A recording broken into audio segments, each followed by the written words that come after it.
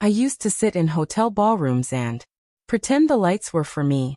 It wasn't something I'd ever say out loud, not even to friends who confuse confession for intimacy. But every time a spotlight warmed a stage and the room took a collective breath, a small, greedy part of me hoped the breath belonged to me. When I married Daniel, it felt like marrying the kind of steadiness a person could lean a life against. What I didn't realize then, what I refused to see, was how easily steadiness becomes a mirror. If he shone, it reflected me. Somewhere along the way, I began to act like the mirror should be the star. The night of his big client presentation, the ballroom glittered with chandeliers like hard sugar, and the air smelled faintly of lemon cleaner. Suits moved in safely rehearsed patterns. Laughter rose and fell with the timing of people doing math under their smiles. Bonuses, renewals, new seats at bigger tables. Daniel had spent weeks sanding each sentence until it clicked into the next. "It's the most important hour of my career," he said, not bragging, just naming a fact. I fixed the dimple in his tie and kissed his jaw and told him he would be great. Inside, something in me bent and refused to bend back. It would be easier to say I hatched a plan like a villain, all at once and fully formed. The truth is smaller and meaner. Sabotage arrived disguised as help. 2 nights before, while he slept with his laptop open, I swapped the presentation. Slick custom fonts for look-alike versions that sometimes broke on unfamiliar machines. That same night, I put old batteries in his clicker and tossed the fresh ones into a drawer with rubber bands and take out soy sauce packets. I told our friends he was nervous and asked them to text, "You've got this." Right at 7, the minute he would be standing at the lectern, it sounded supportive. What I wanted was his wrist to hum with a chorus he couldn't silence. He looked beautiful in a way I don't think I ever told him. Suit sitting right, shoulders relaxed, the kind of calm that settles a room without demanding it. He squeezed my hand before the MC called his name. "Stay for the whole thing?" he asked, almost shy. "Please," I said. "Of course." And that tiny please made me feel powerful in a way that should have warned me I was about to do something unforgivable. The MC read his bio with the warm cadence of a bedtime story. Daniel stepped into the light and the room did what rooms do for people who've earned them. It went quiet. He opened with a small human story about fixing a cracked porch step at his mother's house when he was 16. How he learned that repair wasn't about hiding the crack, but redistributing stress, so the whole thing held. People laughed in the right places, leaned forward at the right moment. He had them. My phone buzzed with our friends' updates. Text deployed as scheduled. He glanced at his watch only briefly, like a man brushing away a mosquito. The clicker hiccuped. He didn't flinch. He set it down and hit the laptop key with a practiced fingertip. Slides, advancing like he'd planned it that way. The red laser scratched an ugly bright blemish on the screen. He let it go and stopped using it. Everything I had nudged felt like a pebble he absorbed with his stride. So, I did the thing I'd practiced in the mirror, the one that always got a laugh. At dinner parties, I became the interruption. He paused after a line about double-checking assumptions. And I sang out, "He does that at home too. We can't even buy blueberries without a spreadsheet." A wave of laughter broke. Big, grateful, relieved. He found my face in the dark and smiled. The way you smile at a toddler who yells from a church pew. He didn't bite. He folded my line into his next one. Something about rigor and outcomes, and moved on. Attention is a drug with a shrinking half-life. 10 minutes later, as he described rebuilding a broken process, I chimed in again.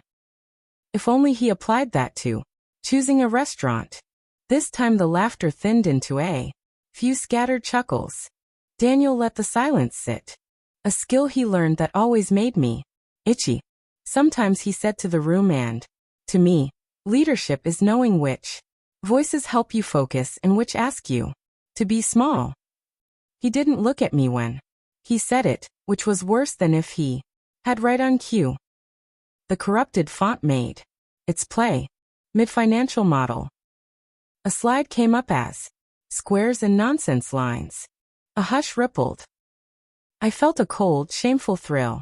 The way you feel when a storm finally breaks and, for 1 second, the air is yours. Daniel clicked the screen black. Looks like this slide wants to improvise, he said. And then, of course he did. He told them the numbers instead of showing them. He drew the curve in the air with his hands, paced the risk against the savings with his voice, made the narrative hold the math without the math ever leaving the story. People nodded. Pen scratched. I watched the room return to him like birds returning to a wire. I texted our friends to stop. The buzzing on his wrist had already ended. He had silenced notifications. Of course, he had a backup. For years I'd called that stubbornness. Sitting there, I realized it was wisdom I had refused to recognize because it didn't come from me.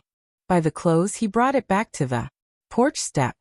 He said moments like broken slides and bad batteries were proof, not problems.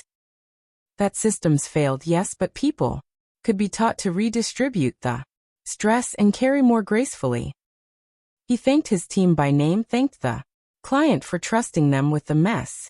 And then he said, and thanks to the person who reminds me daily that distractions test discipline. And he tipped his head toward me. The audience turned to see the inspiration. I wanted to sink into the carpet. He was generous even as he called me what I had. The ovation was the kind that picks people up out of chairs without asking permission. In the afterglow, his boss clapped him hard enough that the ice in his glass chimed.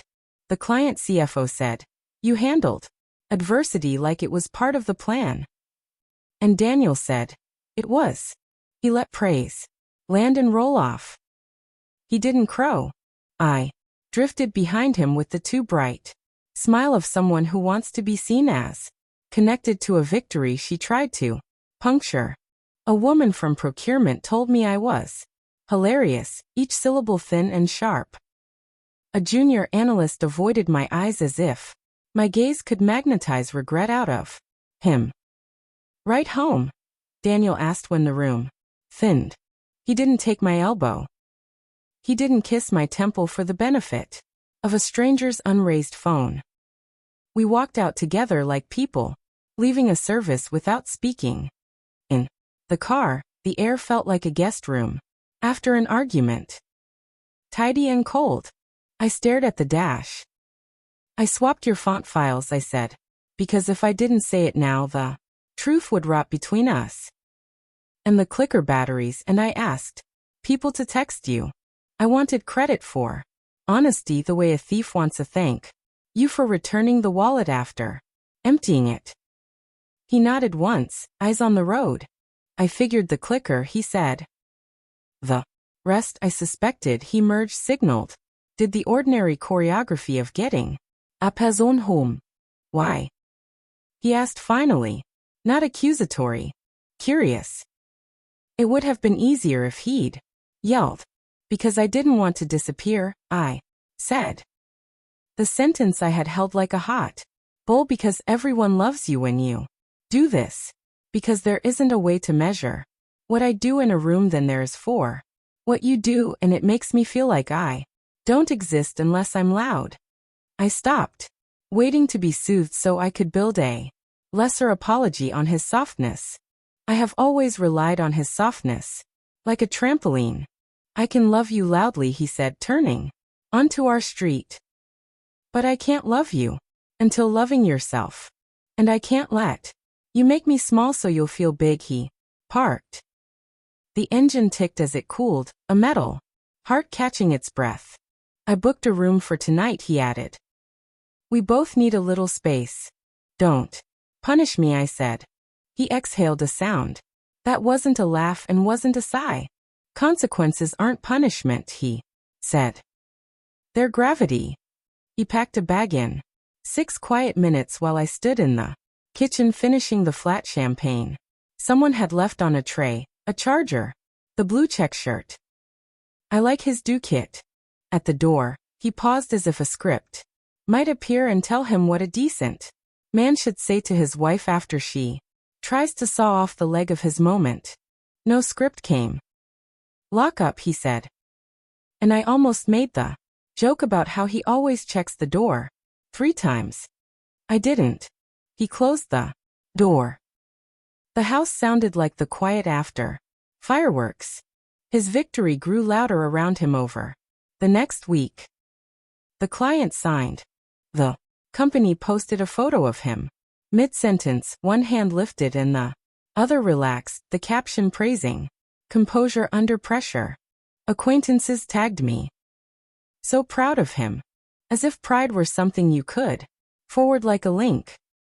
Someone had recorded my blueberry line and posted it with a caption that made me look like a quirky, supportive wife. Strangers thought I was charming. People who were there knew better. The knowledge sat in my chest like a stone. I cleaned as if counters were to blame. I found the fresh batteries I'd hidden and lined them up like tiny apologies. I reinstalled the fonts on his laptop, then closed it without touching anything else. Because the last time my hands were there, I was a version of myself I refused to memorize. Some friends checked in, the soft kind and the sharp kind. One asked if I would be at the celebration dinner. I typed, of course, and watched my fingers, then deleted the words and wrote, tell him I'm proud. Which was true and also too late. When Daniel came by to pick up a suit he needed for the formal signing, he knocked instead of using his key. He stepped into the entryway and didn't go farther. We stood like diplomats at a border. I'm not here to fight, he said. I want to be explicit. I won't stay in a marriage where the price of my success is you feeling erased and taking it out on me. He swallowed. I hated that I still knew his tells. If you want to build a life with me, we both have to be allowed to be seen, without it becoming a competition. What if I promise I won't do it again? I asked, hearing the childishness and still asking. Promises you make to dodge. Consequences aren't promises, he said. Gently. They're stall tactics. He lifted the garment bag and for a second, I wanted to grab it just to make him put it down and talk longer. There's a dinner next week, he added. For the team, you're not on the list. He let that land with the mercy of a good doctor breaking bad news. I'll call afterward to talk about next steps. He got the raise. The project staffed up. A recruiter emailed him an article, quoting him, and he sent it to his mother instead of me. He started running again and came back with color in his face. The look of a man whose lungs remembered they were organs, not props. When we finally did the next steps, lawyers forms the choreography of an ending. The terms were fair in the way that makes you cry harder. He kept the condo because it made sense. I kept my car in, my grandmother's table, and a box of apologies that don't stack neatly. People say I lost him because I tried to make him small. I think I lost him because I kept confusing love with audience. An audience is fickle and hungry and needs feeding constantly. Love is the quiet part, the part where you pass someone the extra battery without making a speech about how thoughtful you are. He won by refusing to let me convert his work into my stage and his steadiness into my punchline. He won by doing what he does best, seeing the failure point, redistributing the stress, walking the structure through the load without it collapsing. He did it with his project. Then he did it with us. Sometimes late, I drive past the hotel, where the chandeliers hang like hard candy and watch men and women in good suits talk about the future. The glass doors sigh open and closed, swallowing and releasing applause. I hold my phone and feel the itch to text him something clever to insert myself into his story. I don't. I go home and make tea and sit at the kitchen table with the lights low. When the kettle clicks off, it sounds like the quiet at the end of a sentence. I let the quiet sit. For the first time in a long time, I try to listen to a room that isn't looking at me and be okay with that. That I think might be love too. The kind that stops at the edge of a spotlight and refuses to step in just because it knows how.